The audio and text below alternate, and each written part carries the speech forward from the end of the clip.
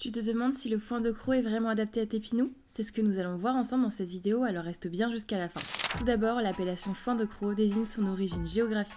La Crau est en effet une région française de plaine, située dans les départements des Bouches-du-Rhône et classée Natura 2000. Le foin de croc est particulièrement riche en calcium en raison de leur situation géographique, comme cité précédemment, mais aussi pour des facteurs environnementaux et agricoles.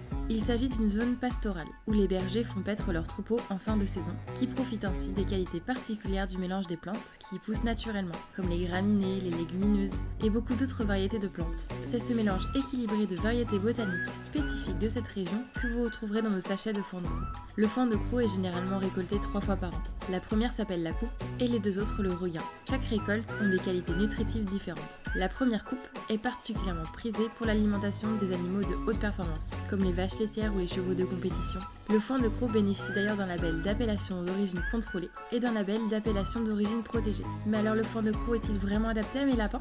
Riche en magnésium, sodium et calcium, ce foin est alors idéal pour les lapines gestantes ou allaitantes, mais aussi pour les lapros en période de croissance, c'est-à-dire jusqu'à 6 mois environ pour les lapins nains et jusqu'à 1 an pour les géants. Et il favorise le bon développement du squelette et de ses petites dents. Passé cet âge, nous vous recommandons de le mélanger à un autre foin, moins riche en calcium, comme notre foin de Normandie bio ou notre foin de fléole, afin de réduire le risque de formation de calculs rénaux. Et toi, quel foin tes lapins ont-ils choisi?